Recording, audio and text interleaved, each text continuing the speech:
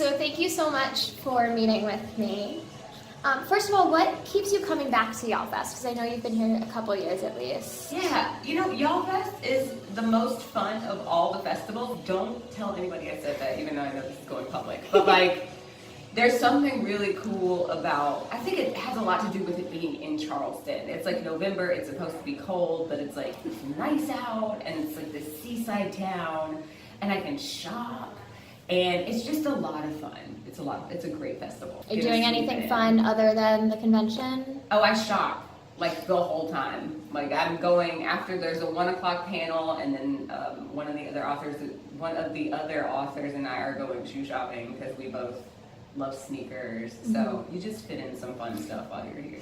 What reactions did you get from people for Dear Martin? I mean, people still really like Dear Martin, and it's exciting, Like, I think one of the scariest things about writing books for a living is, like, if people stop buying them, they stop printing them. So, having written a book that people seem to really love, that's being taught in a lot of classrooms, that's weird. I was not expecting that. But it's been really exciting. Have you gotten backlash about the book? Because I know there are a couple of surprises in there that could have thrown some people off without giving anything away. Yeah, no, honestly, not really. I've gotten mostly people saying thank you for giving them an opportunity to slip into the shoes of the kind of young men they see, whose names wind up as hashtags. Yes. And that's exactly what I was trying to do. So hearing people thank me for that, like, I feel like I did what I was supposed to. Yeah. I got one nasty email from this 12-year-old girl in Ohio somewhere. Just wasn't ready for it. She was mad at me. She was very upset. Yeah. There are other books that have come out recently where there's some extreme violence in it. It's part of the description of the book. Yeah. But I think the difference is it was a little bit more of a surprise. Yeah. Which was deliberate, Yes. I really wanted to try and stick readers in the position of, a person whose family member, a family member of a person who ends up being a victim of violence in this way. So, sorry. Switching to Odd Man Out, it seems like an idea that you might have had for a while.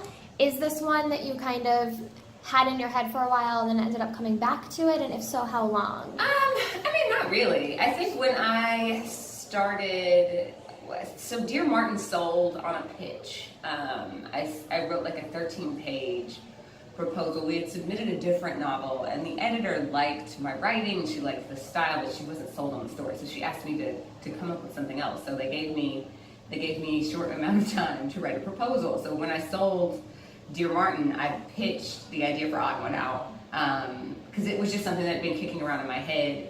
A gay girl whose male best friend is in love with her, and what happens there. So it just ended up spiraling out into a whole lot more. But it's definitely the book of my own heart, and it's a book that I wish I'd had when I was questioning in high school.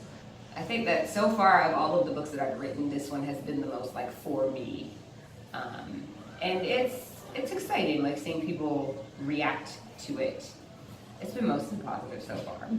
So along those lines, and you already touched upon this, what of yourself have you put into your books? There's some stuff in Dear Martin that I literally scenes that I plucked from my life. There's the test score scene in Dear Martin where they're talking about college and standardized test scores, and there's a bit of an argument that takes place. That's something that happened to me when I was a senior, and I'm still a little salty about it.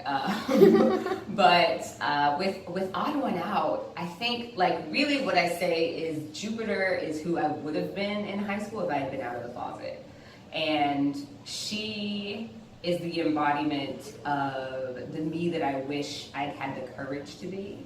But I think with every book, every author, there's a little bit of each author in each of their main characters. And being an author is kind of naturally narcissistic a little bit, which is okay, I think that's okay.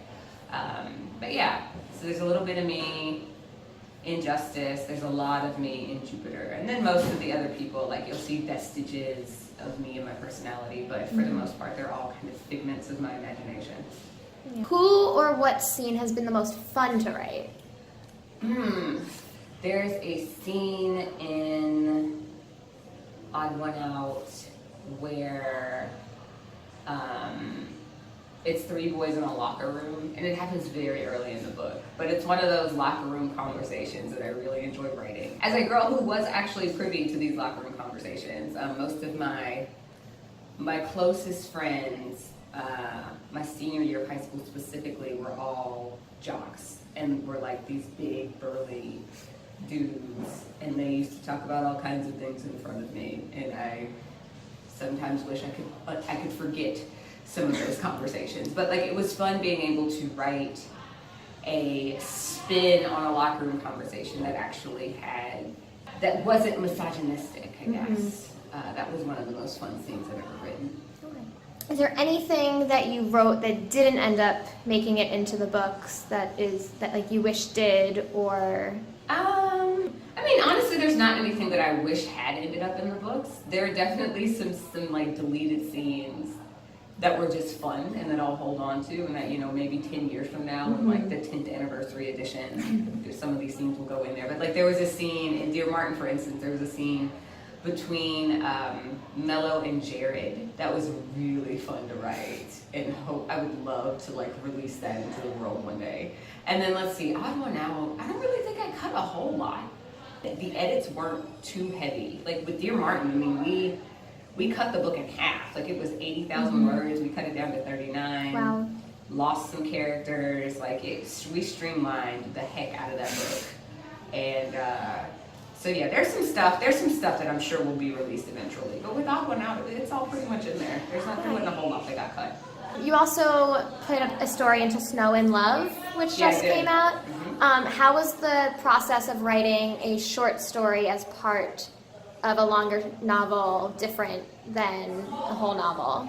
I like them because it's short. Like, it's like you have this very short narrative. You have this arc in a lot fewer words, which is really fun. So the thing about the anthologies is they just have a theme, and then you take the theme and you put your own spin on it. And that was really fun with Snow in Love. There's another one, Black Enough. So I have a story in Black Enough as well, and it's also a lot of fun. Like, it's fun being able to write these kind of short love stories that just happen very quickly. They're easily digestible, and it doesn't take as long as writing a novel. Right. What's next for you? So I have another book. I have a book coming out next October. I have books every October, it seems. The 19th, I think, is the next one. That one is called Jackpot. You're the first to hear it. All right, awesome. Yeah, I haven't announced that. So it's called Jackpot. And then I move into middle grade in 2020. Oh, wow. Which is exciting. Yeah, and then there's also in 2020 a sequel to Dear Martin coming. Really? So we're just keeping it rolling. So a lot coming up for you. Yes. All right, and I think that is it. Awesome. Thank you so much for talking to me. It's such a pleasure. Time.